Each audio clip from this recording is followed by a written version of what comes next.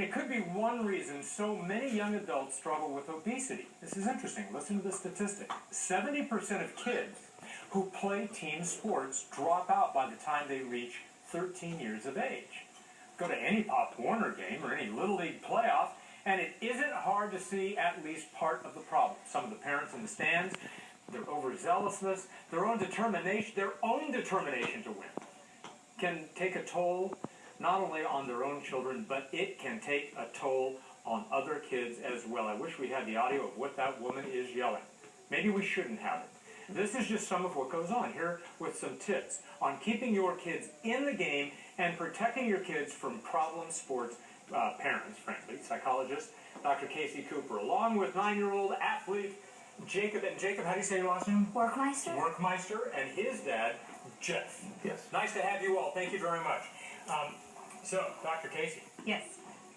I was surprised when I heard this. I mean, it's no surprise that there are tough parents out there. Yes. But when I heard that most of them drop out by the time they're 13, is that because of the psychological impact? Absolutely. When you ask those children who are leaving sports, most often never to return to daily activity again, what the reason was, number one, the pressure from parents and other adults. All right, so what is it about parents who force their kids? Are they really doing what's best for the kids, or are they trying to make up for what they didn't do when they were kids? Well, there's a variety of whys, but bottom line is 1 in 3 sports parents is exhibiting problematic behavior. So it's not just the children of the parents who are the screamers and the yellers and the pushers. They have an impact on the rest of that 70% that drop out. So all sports parents need to be concerned about what their children are being exposed to when they go to their sporting activities. All right, now Jacob, can I ask you a question? You play what 2 sports? Baseball and football. And football? Okay, do you have a favorite? Baseball. Baseball. When you were playing, it was tough. You had some tough times, right? Mm-hmm. What did that feel like? Well, when you're out on the field? I get angry for it. Yeah. And do you know why you got angry? Did you get angry at yourself, or what? Well, yeah, sometimes. But sometimes, like when I'm batting, I'll get angry because when I strike out or get out, I think that out might cost my team the game. Well, and I'm going to get to your dad here in a minute, but you're by the way, you're such a well-spoken young man. What do you feel from all the parents in the stands? Sometimes, embarrassed, or... They make you feel embarrassed? Well, like when I strike out. Mm-hmm. Sometimes. Now, Jeff, Dad? Yes. You were upset about this, too. First of all, what kind of a pushy sports parent were you? Were you kind of pushy at some point? You know, I like to think I'm not. That's kind of why I got into coaching, was because we had 4 kids. And we saw with our older 2, we saw a lot of that. And so part of why I got into coaching was I figured I can control the situation better and eliminate some of that. I think it's hard on Jacob because I'm often his coach. And so I don't have to say anything. And I try not to. I think because when you're the coach's son, that kind of adds an extra layer to it. But you were so upset or bothered, correct me if I'm wrong, by what some parents, how they were behaving. You started your own league? Yes. Well, it's a baseball academy. Yeah, we started a nonprofit organization, and we play within different leagues and travel tournaments.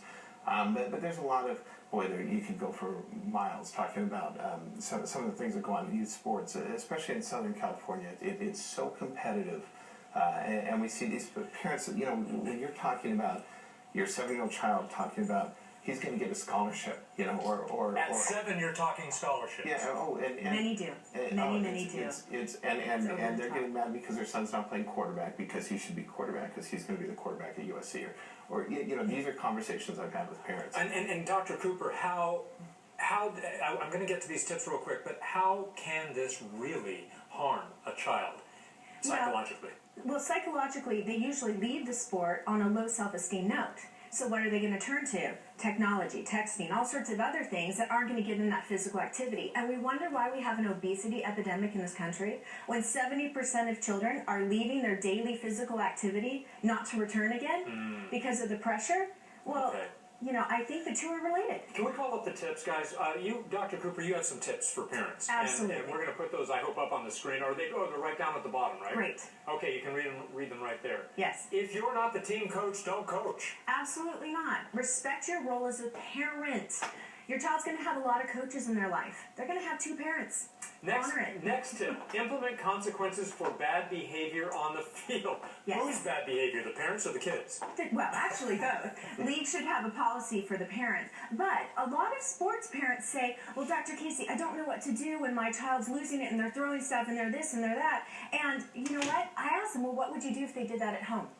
Well, we'd cancel the play date. We'd take away the toy. Okay, so let's take that positive parenting and let's implement it in the sports. Take them out of the game? Absolutely. Well, that's the coach's call. But you as the parent can say, you know what, coach, I would like to ask you to bench my child for the next game. They can support and root from the sidelines. You say other parents are very often the problem. Maybe not even, it may not be me as a parent, but other parents. So who do you go to? You go to the league. Every parent whose child's going to participate in any program has to sign a code of ethics and what they're pledging to. So if they're not abiding by the rules, the coach can then bench them. All right, we missed that last one on the bottom of the screen. Maybe we can advance. There you go. Tell league officials, and now going to the last one. You say there is also a reward system. Absolutely. The reward for participating in sports is the journey. It is putting forth the effort. It's the process of being involved. If you're only emphasizing winning, you're completely missing the mark. Got it. All right, Dr. Casey Cooper. Jacob, Jeff, thank you for coming in. Good job, Jacob. Thank you. Yeah, you ought to consider doing this. You know? Go from baseball to do a little news. I think you'd be good. All right, buddy.